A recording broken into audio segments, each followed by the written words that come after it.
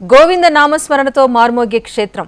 నిత్యం సామూహిక సత్యనారాయణ వ్రతాలు, ప్రత్యేక పూజలు, ఆకట్టుకునే రాతి కట్టడాలు ఆ దేవాలయం సొంతం. అబ్బురుపరిచే శిల్పకళ, అపురూపమైన చరిత్ర. కోరిన కోరికలు తీర్చే దైవంగా ఆ ఆలయానికి ఎంతో ఖ్యాతి. ఆ దేవాలయం ఎక్కడుందో చూద్దాం.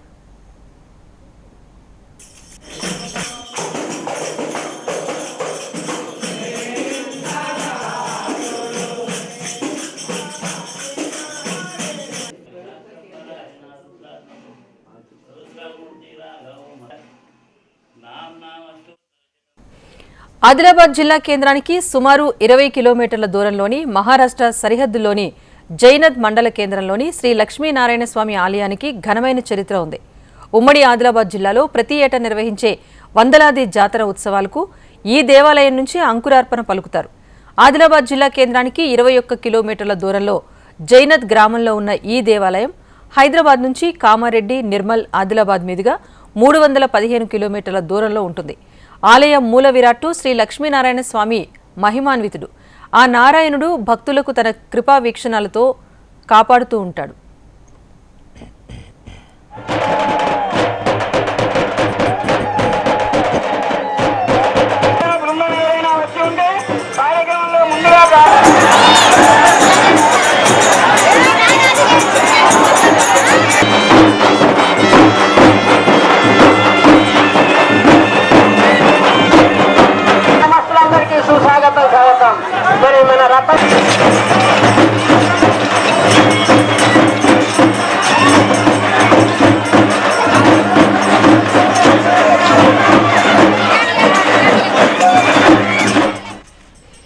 ఈ ఆలయంలోని శిలాశాసనాలను బట్టి, ఆలయ గోడలపై చెక్కిన దాదాపు 20 శ్లోకాలను బట్టి ఈ ఆలయం పల్లవరాజులు నిర్మించారు అన్నట్టుగా తెలుస్తోంది. క్రీస్తు శకం 4 నుంచి 9వ శతాబ్దం నాటి వరకు పల్లవ సామ్రాజ్యం ఉండేది. పల్లవులు దక్షిణ భారతావన్ని దాదాపు 500 ఏళ్ల పాటు పరిపాలించారు. వారు పరాక్రమ వీరులే కాదు, వారిలో ఉన్న కళా నైపుణ్యం కూడా గొప్పదే. హస్తకళ, శిల్పకళల్లోనూ సిద్ధహస్తులు. రాతిని చెక్కి అందమైన శిల్పాలుగా మార్చే కళల్లో ప్రసిద్ధులు. వారి కాలంలో అనేక ఆలయాలు చెక్కబడి అందమైన శిల్ప సౌందర్యంతో అలరారే అద్భుతమైన కళాఖండాలుగా మారాయి.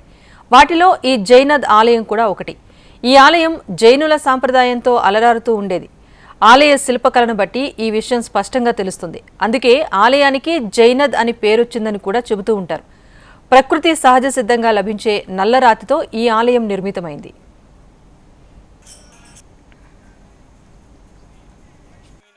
స్వామివారి దేవాలయం తెలంగాణ రాష్ట్రంలో ఆదిలాబాద్ జిల్లాలో ఆదిలాబాద్ పట్టణానికి సుమారు 20 కిలోమీటర్ల దూరంలో ఉన్నటువంటి అతి ప్రాచీనమైనటువంటి దేవాలయం.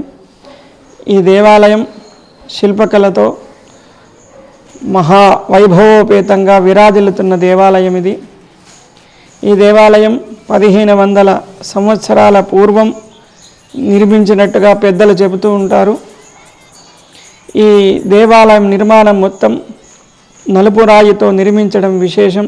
ఇందులో ఉన్నటువంటి స్వామివారికి, శ్రీ లక్ష్మీనారాయణ స్వామివారికి మానవ మాతృలైనటువంటి భక్తులు, అర్చకుల చేతనే కాకుండా సాక్షాత్తు సూర్యభగవానుని చేత స్వామి ఆరాధింపబడుతూ ఉండడం విశేషం.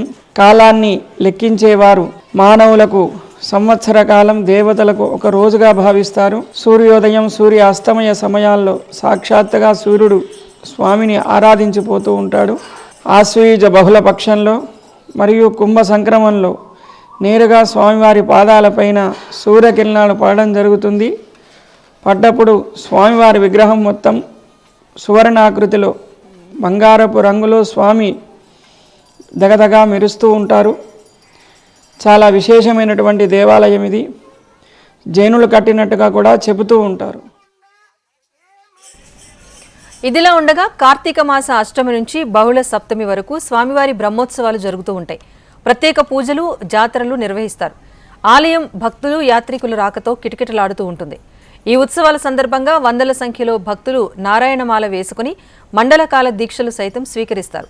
ప్రతి ఏటా కార్తీక మాసంతో పాటు ఫిబ్రవరి మహాశివరాత్రి పర్వదినాల్లో లేలేత సూర్యకిరణాలు స్వామివారి పాదాలను తాకుతాయి. ఆశ్వయుజ పౌర్ణమి నాడు లేలేత ఉదయకిరణాలు లక్ష్మీనారాయణ పాదాలను తాకుతూ ఉంటాయి. ఈ అద్భుత దృశ్యం చూడటానికి భక్తులు దేశం నలుమూలల నుంచి అక్కడకు చేరుకుంటూ ఉంటారు. భక్తులు ప్రత్యేక పూజలు నిర్వహిస్తూ ఉంటారు. 100 సంవత్సరాల క్రితం గుడి అని అంటారు. రాక్షసులు ఒకే రోజులో కట్టిందని అంటారు. దీని విశిష్టత ఏంటంటే సూర్యకిరణాలు పడతాయి సంవత్సరంలో 2 సార్లు, మాఘమాసంలో, కార్తీక మాసంలో. మళ్ళీ ప్రతి పౌర్ణమికి మంచి రోజులలో చాలా సత్యనారాయణ వ్రతాలు అవుతాయి కాబట్టి నారాయణ స్వామి అయినా కూడా సత్యనారాయణ స్వామి అని పేరుంది దేవుడికి. మళ్ళీ పెళ్ళి కాని వాళ్ళకి, సంతానం కాని వాళ్ళకైతే చాలా విశిష్టత దేవుంది.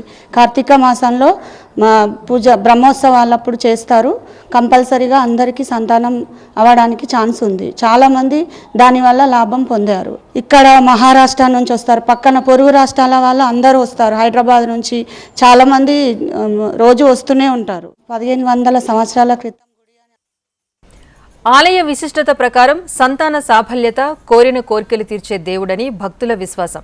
ఈ గ్రామమే కాదు, చుట్టుపక్కల గ్రామాల్లో అందరికీ నారాయణస్వామి, నారాయణమూర్తి అని, శ్రీలక్ష్మి ఇలాంటి పేర్లతో కూడా పిల్లల్ని పిలుచుకుంటూ ఉంటారు. ప్రపంచంలోని అన్ని ప్రాంతాల టూరిస్టులను ఇక్కడి దేవాలయం ఆకర్షిస్తూ ఉంటుంది. జైనద్ ఆలయం నిర్వహణపైన ప్రస్తుతం నిర్లక్ష్యం స్పష్టంగా కనిపిస్తోంది. ఆలయ గోపుర ప్రాంతాలతో పాటు రాతి కట్టడాల్లో అక్కడక్కడ పగుళ్లు ఏర్పడ్డాయి. కోనేటి నిర్వహణ కూడా సరిగ్గా లేదు. పిచ్చి మొక్కలతో నిండిపోయి కనిపిస్తోంది. ఇతర ప్రాంతాల నుంచి వచ్చే భక్తులకు కనీస వసతి, ఇతర ప్రత్యేక పూజలకు సంబంధించిన ఏర్పాట్లు చేయాలని స్థానికులు కోరుతున్నారు. ఈ దేవాలయ పరిసరాల అభివృద్ధి జరిగితే టూరిస్టు ప్రాంతంగా మారే అవకాశం ఉంటుందని భక్తులు తెలియజేస్తున్నారు.